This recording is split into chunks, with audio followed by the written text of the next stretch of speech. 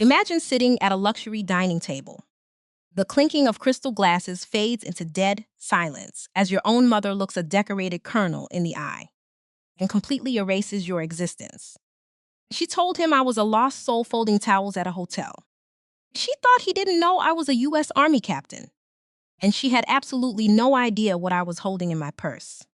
What happens when the ultimate betrayal comes from the woman who gave you life, and the ultimate rescue comes from a stranger demanding the truth? This is a story about realizing that true respect never requires you to shrink yourself to make someone else comfortable. If you've ever had to fight to be seen by your own family, hit that like button, subscribe to the channel, and drop a comment below. Share this with a woman who needs a reminder of her own undeniable strength. Now, let us get into the story. Have you ever sat across from the woman who gave you life while she looked a decorated military veteran in the eye and erased your entire existence? My name is Clara Bennett. I am a captain in the United States Army, Quartermaster Corps. I have managed supply lines through mortar fire, orchestrated the evacuation of critically wounded soldiers under the cover of a pitch-black desert night, and earned the respect of men and women who have given everything for their country. Yet, as I sat at the mahogany table of the Brierhurst Grill, surrounded by the clinking of crystal and the soft murmur of polite society, my mother introduced me as a lost soul who folded towels at a mid-tier hotel. She thought the distinguished colonel, sitting at the head of the table, didn't know who I really was. She was completely wrong. But, more importantly, she had absolutely no idea what I had brought with me in my purse. To understand how we reached that freezing point at the dinner table, you have to rewind exactly 48 hours. I was standing in the middle of my sparsely decorated living room at Fort Liberty when my phone shattered the quiet. The caller ID flashed my mother's name, Eleanor. My stomach tightened into that familiar, complicated knot. For most daughters, a call from their mother is a source of comfort. For me, it was usually a tactical assessment. I answered on the third ring, bracing myself. Clara. Eleanor's voice came through the speaker, crisp, rehearsed, and entirely devoid of warmth. Your brother's engagement dinner is this Friday at 7. You are expected to be there. Hello to you too, Mom, I replied softly. Rubbing my temple? I have a tight schedule this week, but I can make the drive.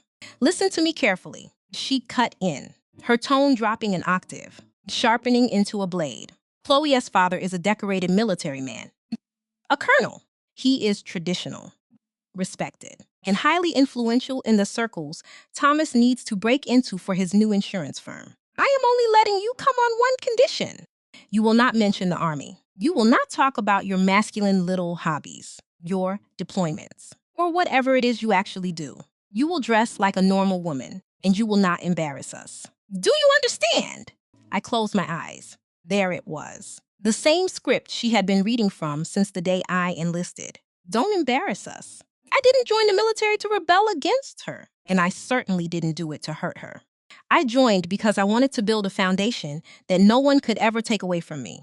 I wanted to be strong, but to Eleanor, my uniform was a personal insult, an embarrassing stain on the perfectly curated country club image she desperately wanted to project to the world. I won't embarrass you, Mom, I whispered, the words tasting like ash in my mouth. She hung up without saying goodbye. I sat down on the edge of my bed and rolled up my jeans, revealing the heavy, black articulated knee brace strapped to my right leg.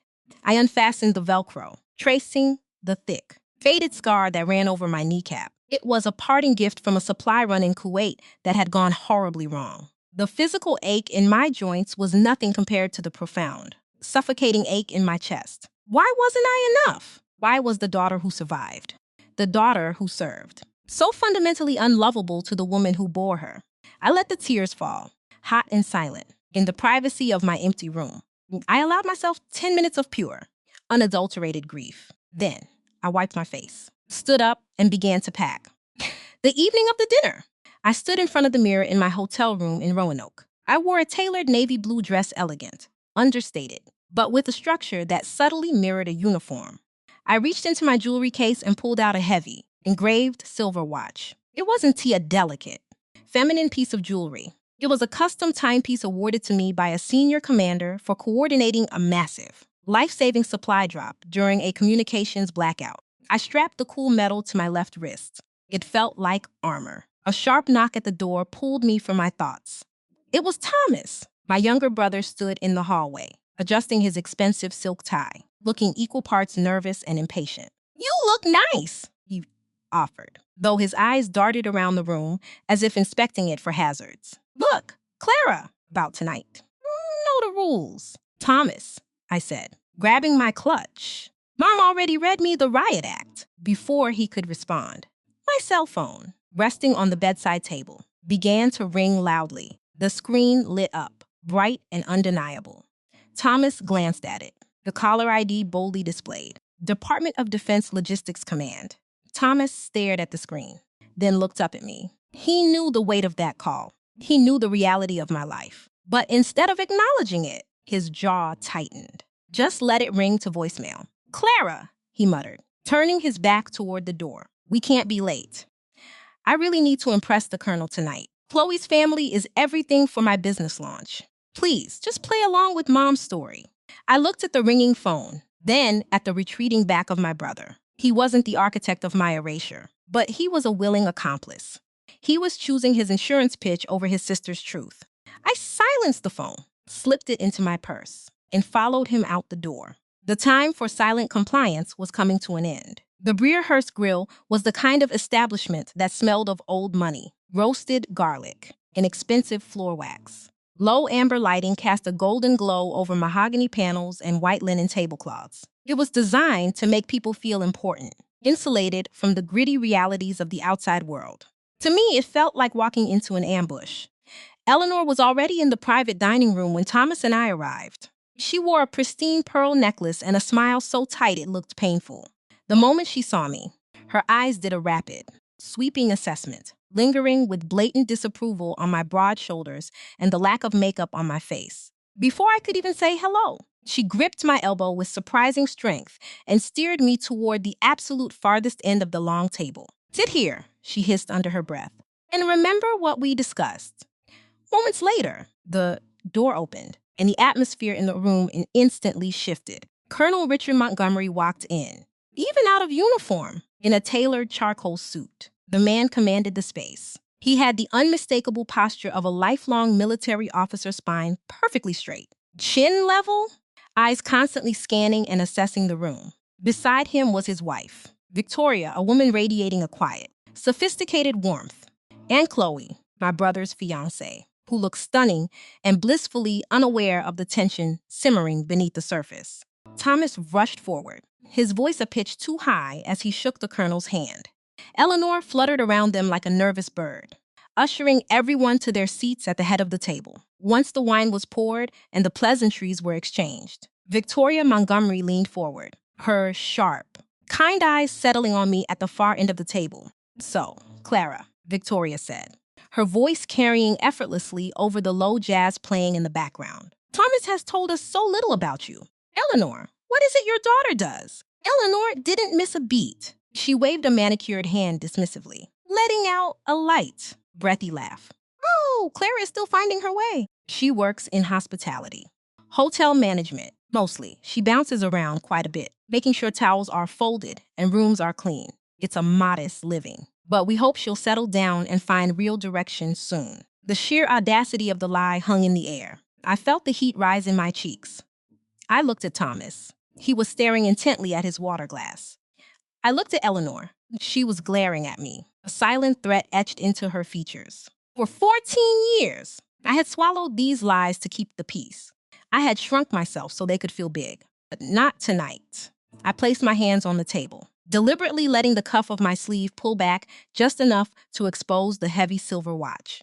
I looked directly into Victoria's eyes, offering a warm, steady smile. "Actually, Mom likes to simplify things for conversation," I said, my voice calm, modulated, carrying the unmistakable cadence of an officer giving a briefing. "I don't work in a hotel. I handle high-stakes logistics. I make sure that people stationed in incredibly remote, often dangerous locations get exactly what they need: food, fuel, medical supplies to survive and complete their missions." The table went dead silent. Eleanor's mouth parted in shock, her face draining of color. Clara Eleanor started, her voice trembling with rising panic. But Colonel Montgomery raised a single hand. stopping my mother instantly. He hadn't touched his wine. His piercing eyes were locked entirely on me. He took in my posture, the unyielding set of my jaw. And finally, his gaze dropped to the silver watch resting on the table. A flicker of recognition passed over his stoic face. High-stakes logistics. The colonel repeated slowly, the words rumbling deep in his chest. He leaned back in his chair, folding his hands over his stomach. That is difficult work, Clara. It takes a tremendous amount of discipline. Has it ever occurred to you to serve your country? The military builds character. God knows this generation could use more of it. Eleanor let out a shrill, condescending laugh, desperate to regain control. Ooh, Richard, please, Clara. In the military, she absolutely doesn't have the discipline for that. She's far too fragile. She's always been the sensitive one. She could never handle that kind of pressure. I didn't break eye contact with the colonel. I watched as his expression shifted from polite curiosity to a hard, cold realization. He looked at my mother, then back at me, the pieces clicking together in his mind. The battle lines had been drawn, and Eleanor had no idea she was already surrounded. Dessert arrived in the form of delicate porcelain plates carrying vanilla bean creme brulee. But the sweetness in the room had long since evaporated, replaced by a thick, suffocating tension. Thomas, entirely oblivious to the silent war being waged at the opposite end of the table, saw the lull in conversation as his golden opportunity. He adjusted his silk tie, leaned forward with a practiced, eager smile, and targeted the colonel. He began his pitch, his voice slick with ambition. He spoke about his new insurance firm, emphasizing a specialized portfolio designed specifically for military families. He talked about life insurance, deployment coverage, and retirement plans, dropping buzzwords he had clearly memorized from a brochure. He was trying to leverage the colonel's vast network to launch his career, utterly blind to the hypocrisy of his actions. He was trying to profit off the very institution his mother had just spent the evening degrading. Colonel Richard Montgomery let Thomas speak for exactly 2 minutes. He did not nod. He did not offer a polite smile. He simply stared at my brother with eyes like frozen steel. When Thomas finally paused to take a breath, the colonel held up a single finger. The silence that followed was absolute. The colonel turned his head, completely dismissing Thomas, and locked his gaze back onto me at the far end of the table. "Where did you get that watch?" "Young lady!" the colonel asked, his voice low, steady, and commanding. It was not a request for a story. It was an order for the truth. I looked at Eleanor. Her face was a mask of sheer panic, her eyes wide. She gave her head a frantic, infinitesimal shake, silently begging me to maintain the lie, to keep shrinking myself so her fragile illusion wouldn't shatter. But I was done shrinking. I stood up. The scraping of my chair against the hardwood floor sounded like a gunshot in the quiet room. I didn't wait for the colonel to expose me, nor did I need him to rescue me. I reached over to my left wrist, unclasped the heavy silver watch, and set it down in the dead center of the mahogany table. The metal clinked sharply against the wood. I earned it in Kuwait. "Sir," I said, my voice ringing out clear, unwavering and completely devoid of shame. "Captain Clara Bennett, United States Army, Quartermaster Corps. And if I am not mistaken, you signed the commendation yourself." "Colonel Montgomery!" The gasp that escaped Victoria's lips was audible, but it was nothing compared to the sound my mother made. Eleanor shot up from her chair, her perfectly manicured hands trembling violently. "She's lying." Eleanor shrieked, the sophisticated veneer cracking completely to reveal the desperate, terrified woman underneath. She looked at Victoria and the colonel, her voice rising to a hysterical pitch. "She is unwell. Clara has always had an active imagination. She makes things up. She is delusional. Richard, please don't listen to a word she says. She just wants attention, Eleanor. Sit down and be quiet," the colonel barked. It wasn't a suggestion. It was a command that echoed with 3 decades of military authority. Eleanor froze, her mouth snapping shut, her body sinking back into her chair as if physically pushed. Colonel Montgomery reached down beside his chair and lifted a slim, brown leather briefcase onto his lap. He unclasped it with a sharp snap and pulled out a single, neatly printed sheet of paper. He placed it on the table and smoothed it out. "I spent 30 years leading men and women in combat," the colonel said, his voice dripping with icy disdain. "When a young man asks to marry my only daughter, I do not rely on dinner party chatter. I run a full background check on his entire immediate family. I don't suffer liars, Eleanor. The liar at this table isn't Captain Bennett. He looked down at the paper and read aloud. Captain Clara Bennett. 2 tours in Afghanistan, 1 in Kuwait. Bronze Star recipient. Cited for exceptional bravery under fire. He looked up, his eyes piercing through my mother. You sat there and tried to erase an American hero because you were worried about your country club reputation. Before Eleanor could formulate a single excuse, another chair scraped backward. Chloe Montgomery stood up. The beautiful, glowing bride-to-be looked at Thomas, her eyes brimming with a mixture of heartbreak and absolute disgust. Thomas reached for her hand, stammering apologies, but she pulled away as if he had burned her. You knew, Chloe whispered, her voice shaking with rage. You sat there and let your mother humiliate your own sister, a woman who has risked her life for this country just so you could sell my father life insurance. What kind of coward are you? With a slow, deliberate motion, Chloe slid the diamond engagement ring off her finger and dropped it into Thomas' empty water glass. It sank to the bottom with a pathetic clink. We're done. The dining room descended into absolute chaos, but I didn't stay to watch the fallout. Eleanor had fled the room the second Chloe dropped the ring, practically running out the heavy oak doors. I picked up my watch, strapped it back onto my wrist, and followed her. Didn't follow her to scream, and I didn't follow her to gloat. I followed her because after 14 years of carrying the weight of her rejection, I finally had the leverage to demand the truth. I found her in the dimly lit, velvet-lined hallway near the restrooms. She was leaning heavily against the wall, her hands covering her face, her chest heaving with ragged, uncontrollable sobs. All of her pride, her vanity, and her cruel control had been stripped away, leaving nothing but raw, bleeding panic. I stopped a few feet away from her, blocking her only path to the exit. Why, Mom? I asked, my voice softer than I expected, yet firm enough to demand an answer. Why was it so easy for you to erase me? What is so deeply broken inside of you that you despise the fact that I put on a uniform? Eleanor slowly lowered her hands. Her makeup was ruined, her eyes bloodshot and wild. For a long moment, she just stared at me, trembling. And then the dam finally broke because they take everyone I love. She screamed, her voice cracking, sliding down the wall until she was sitting on the carpeted floor. They took my father. He put on that same uniform. He made those same promises about being strong, and he came back in a flag-draped box. And then my mother. The grief destroyed her.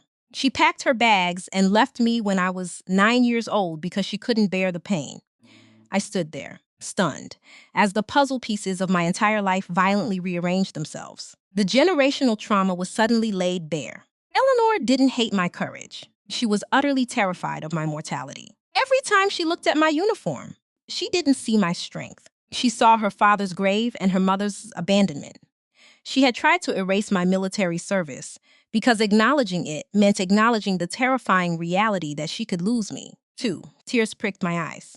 I sank down onto the floor, sitting directly across from the woman who had caused me so much agony. I reached out and gently took her trembling, manicured hands in my own scarred ones. Generational pain is an explanation. Mom, but it is not an excuse, I said, my voice trembling but resolute. I didn't join the army to leave you. I didn't put on this uniform to abandon you the way your parents did. I joined to be strong enough to protect us.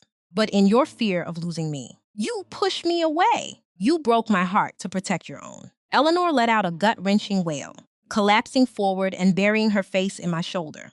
She wept for her father. She wept for her mother.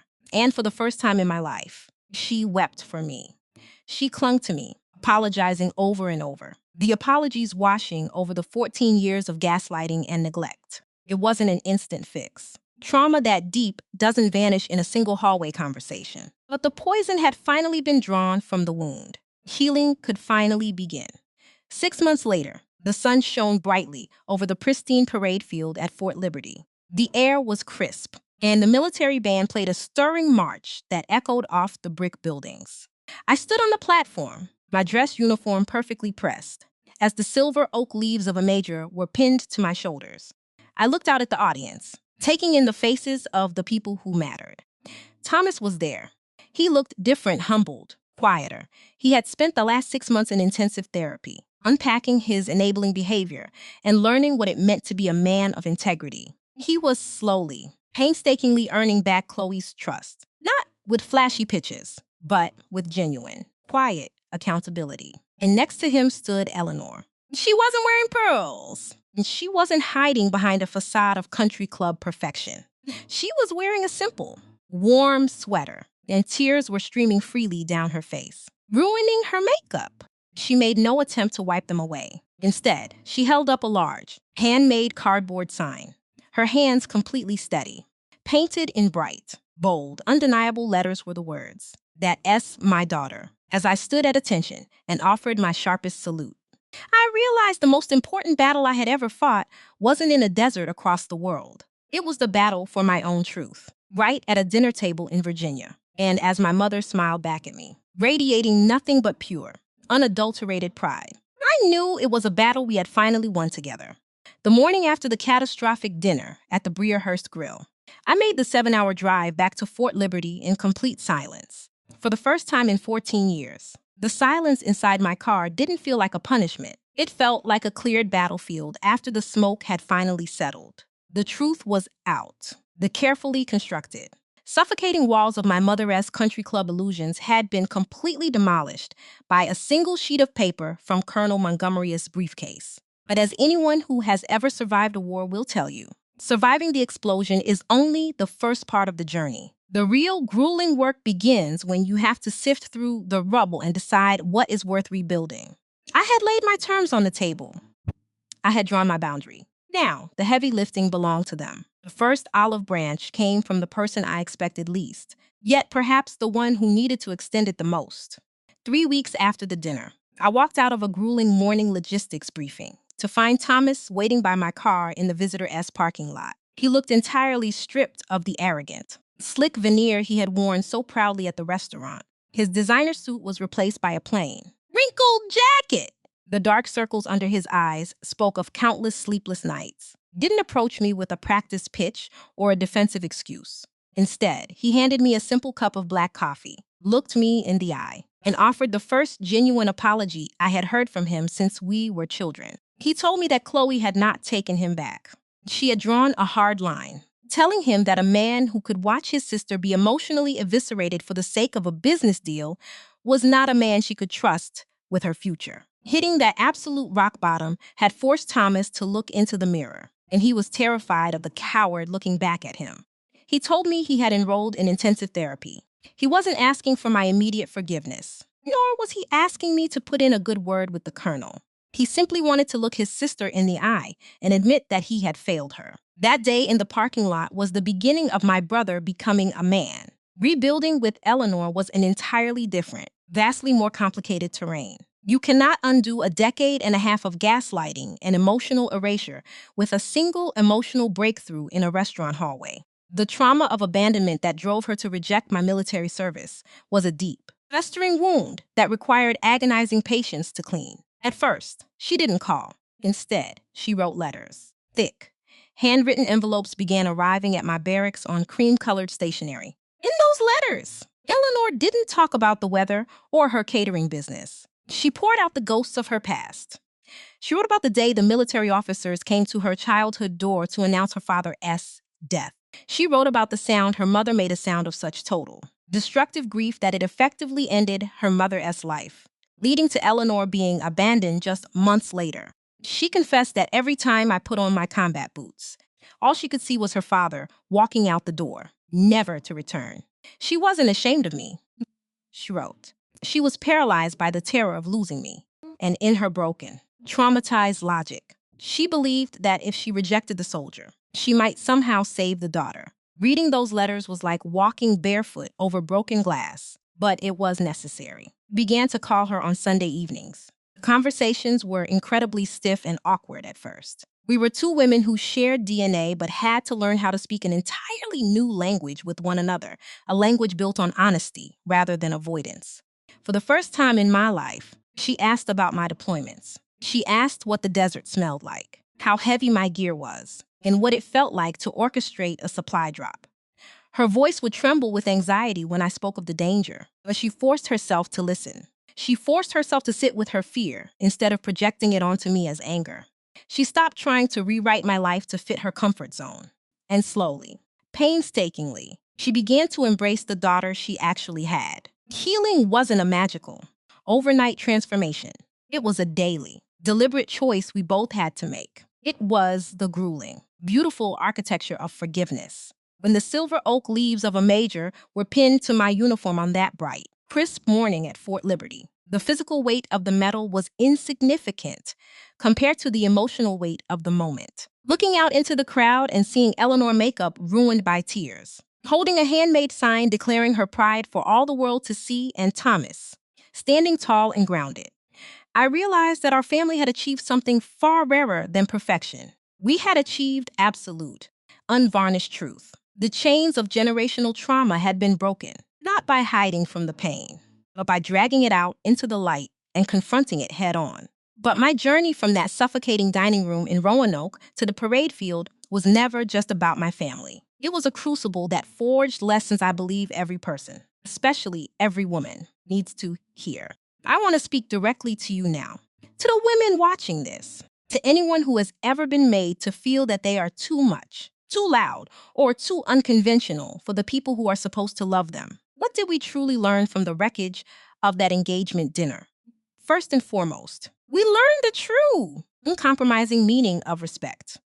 For generations, society has conditioned women to believe that respect is synonymous with compliance. We are taught to be small, to fold ourselves into neat, palatable boxes so that others can feel big and comfortable. We swallow our achievements to spare the fragile egos of those around us. But true respect isn't about shrinking yourself to fit someone else's narrative. It is about standing unapologetically in your own truth. You do not owe your silence to anyone's insecurities. You have earned your space in this world, and you must take it. Secondly, we learned a vital lesson about the nature of generational trauma. Eleanor's pain was deeply real. Her fear was rooted in a profound childhood tragedy. But generational trauma is an explanation. It is never an excuse. We can have immense empathy for the wounds our parents carry, but we are not obligated to let them bleed all over us. Healing begins the exact moment we recognize that the cycle of abuse and erasure must stop with us. It requires the immense courage to look at the people we love and say,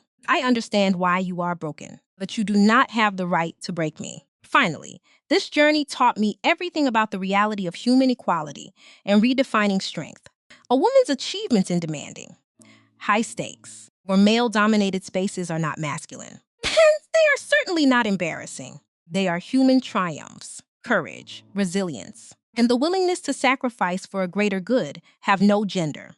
No one, not your mother, not your partner, not society, has the right to rewrite your history or diminish your accomplishments to fit their narrow, outdated worldview. Your strength is your own, forged in your own unique battles, and it deserves to be celebrated in the broad daylight. If my story has resonated with you today, if you have ever had to fight a lonely battle just to be seen and acknowledged by the people who should love you the most, please hit that like button. Share this video with a sister, a mother, or a friend who needs a powerful reminder of her own undeniable strength. Subscribe to our channel, where we will continue to share real, unflinching stories of trauma, truth, and the beautiful, hard-won second chances that follow. And finally, I leave you with this gentle warning. Gaslighting by family members is a subtle, insidious form of emotional abuse. If someone in your life constantly makes you question your reality, minimizes your accomplishments, or asks you to hide your light, please seek support. Protect your peace fiercely. You are the author of your own story. Never let anyone else hold the pen. The camera may have stopped rolling on my story, and the immediate explosive fallout of the Breederhurst Grill dinner may have settled. But the truth is a living, breathing entity. Once you let it out of its cage, it doesn't just alter your trajectory. It fundamentally rewires the lives of everyone who was standing in the blast radius. For months, I had focused entirely on my own healing and the fragile, tentative bridge I was building with my mother, Eleanor. But the collateral grace of speaking the truth is that it forces the bystanders to look at their own reflections. No one felt the devastating weight of that reflection more than my brother, Thomas, when Chloe Montgomery dropped that diamond ring into his water glass. She didn't just break an engagement. She shattered the hollow. people-pleasing facade Thomas had spent his entire adult life perfecting.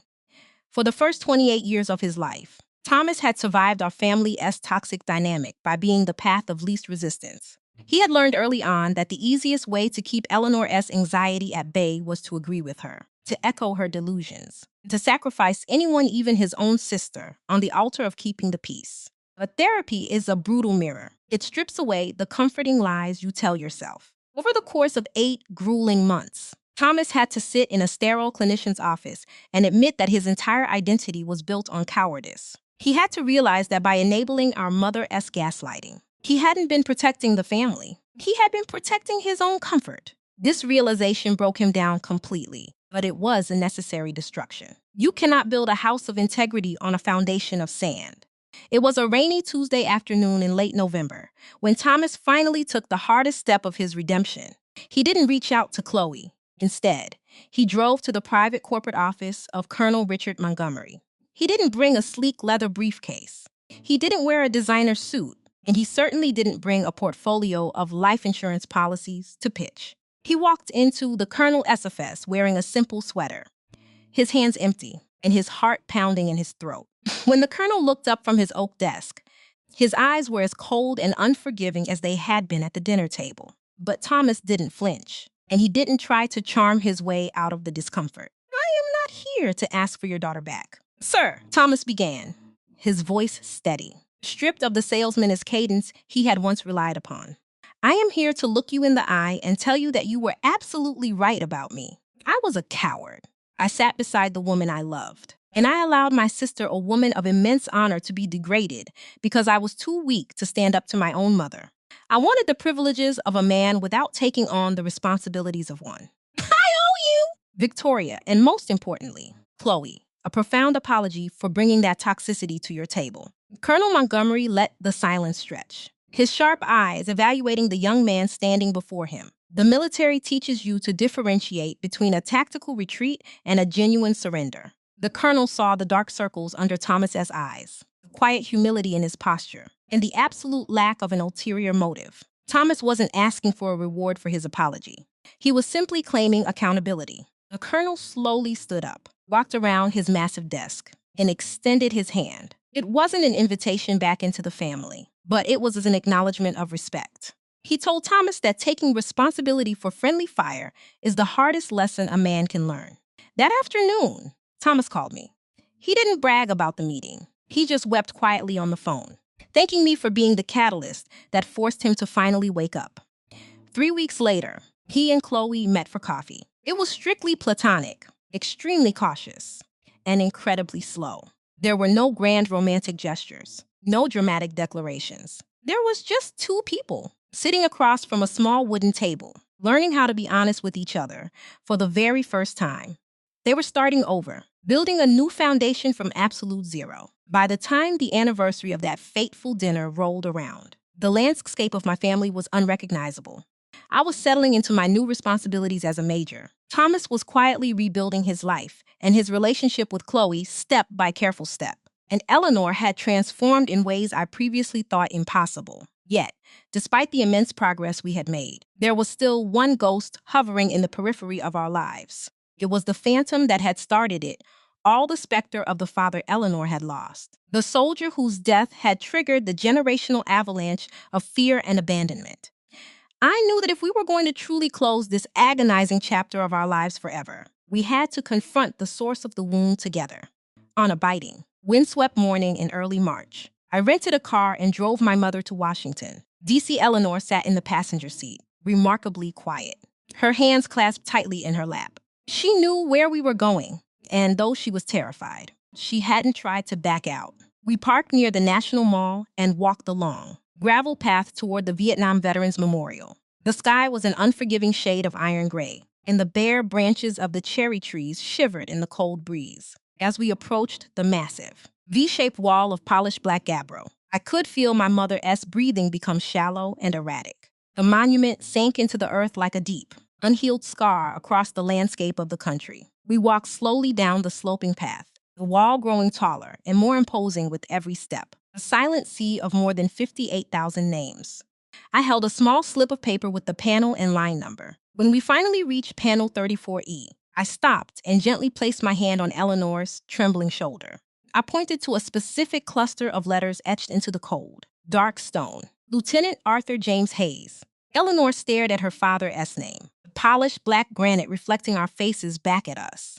In the reflection, you couldn't see the frightened 9-year-old girl who had been left behind, nor could you see the controlling, gaslighting mother from the restaurant. You just saw two women, a mother and a daughter, finally standing together on the same sides of the battlefield.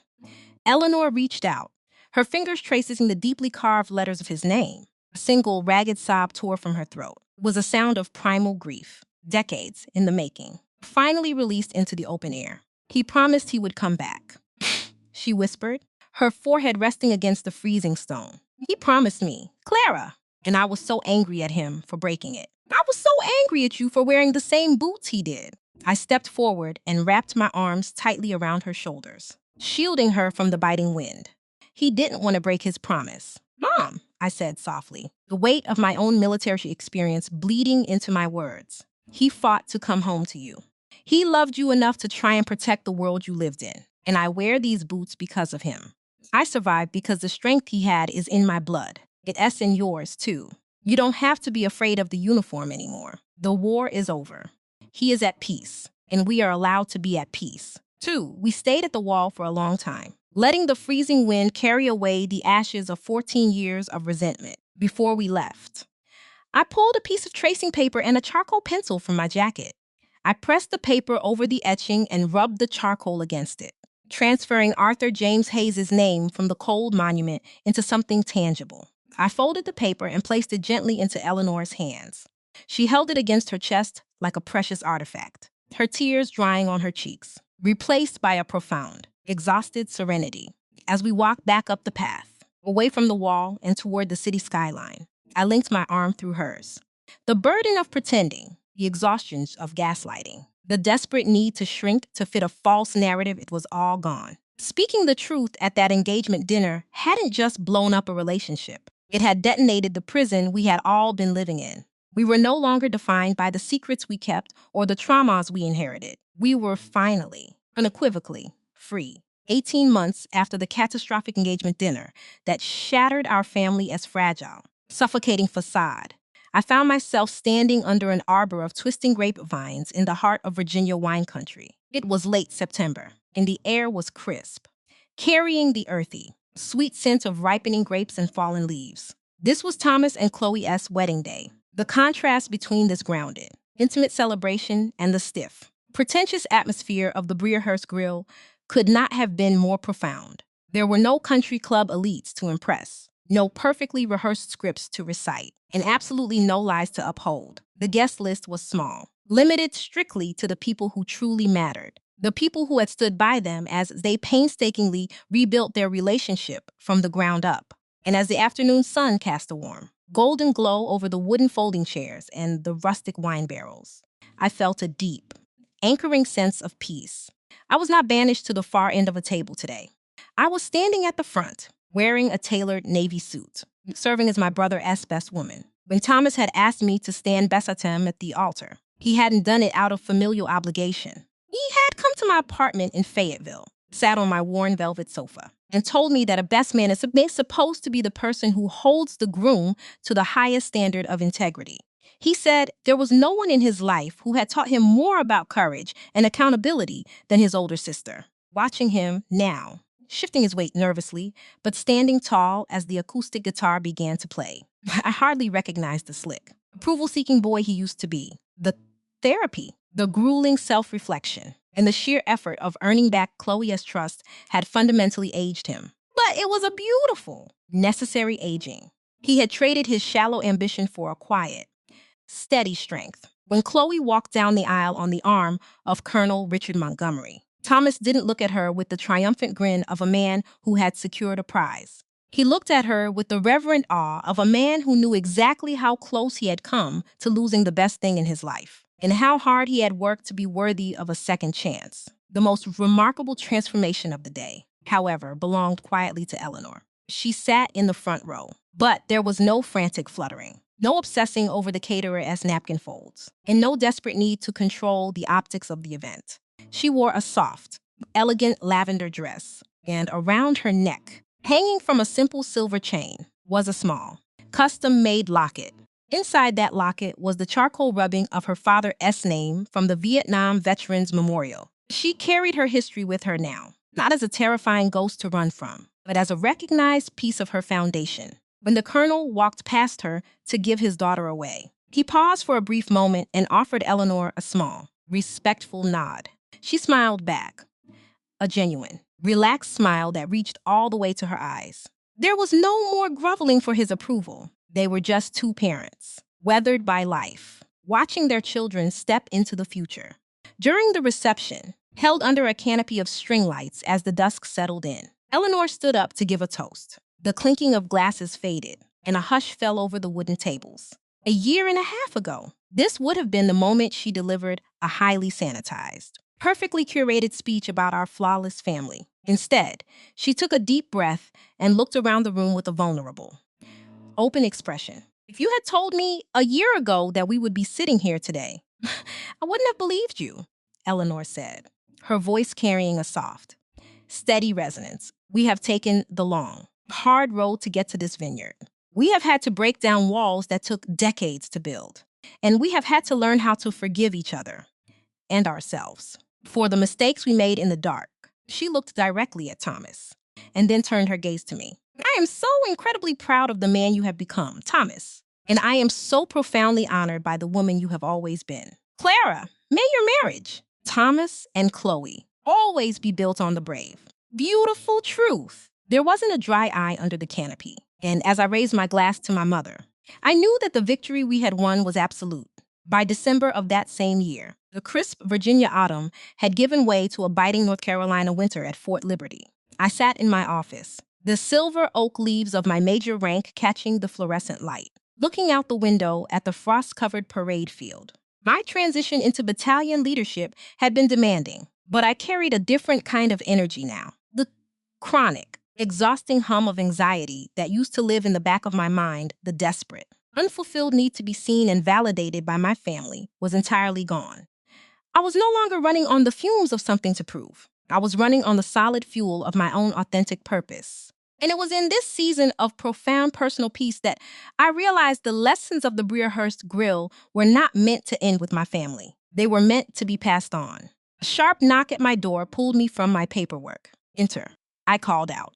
A young, fiercely bright first lieutenant named Sarah Jenkins stepped into the office, her posture rigid but her eyes betraying a heavy, unmistakable exhaustion. I had been mentoring Sarah for a few months, recognizing in her the same relentless drive and the same hidden, defensive armor I had worn as a junior officer. I gestured for her to sit in the armchair opposite my desk. She dropped into it heavily, letting out a breath she seemed to have been holding all morning. When I asked her what was wrong, the dam broke. She confessed that she was dreading her upcoming holiday leave. Her family, deeply entrenched in traditional, restrictive expectations, constantly belittled her career. Her father called it a phase, and her mother routinely scheduled her for matchmaking dates with local businessmen, refusing to acknowledge the gold bar on her chest or the platoon of soldiers she commanded. I just feel like I am living two completely different lives, ma'am, Sarah said, her voice thick with frustration and unshed tears. Here, I am respected. I know who I am. But the second I walked through their front door, I'm just a massive disappointment. My ummums exhausted from trying to make them proud while they actively try to make me invisible. I leaned back in my chair, the memory of that suffocating dinner in Roanoke washing over me like a phantom breeze. I looked at this brilliant, capable young woman, and I knew exactly what she needed to hear. Lieutenant Jenkins, I said softly, leaning forward and resting my forearms on the desk. I want to tell you a story about a dinner I attended a few years ago. I sat at a table while my own mother looked the colonel in the eye and told him I folded towels at a hotel because she was too embarrassed to admit I was a captain in the United States Army. Sarah's eyes widened in shock. I spent the next 20 minutes telling her everything. I told her about the silver watch, the colonel's intervention, the generational trauma, and the agonizing, beautiful work of drawing a boundary. You cannot control the narrative they choose to write in their own minds. I told her, my voice echoing with the hard-earned wisdom of my own scars. But you absolutely control the reality you allow into your space. Respect is not about shrinking yourself until they feel comfortable. It is about standing in your full, earned stature and saying, "This is who I am. You can meet me here, or you can miss out on knowing me entirely." You do not owe your silence to their insecurities, Sarah. Take up your space. I watched the tension slowly leave her shoulders, replaced by a quiet, dawning realization. She wasn't alone, and she wasn't broken. She was just fighting a battle she finally had the tools to win. That evening, I drove back to my small house off base to prepare for a quiet holiday dinner. But I wasn't eating alone.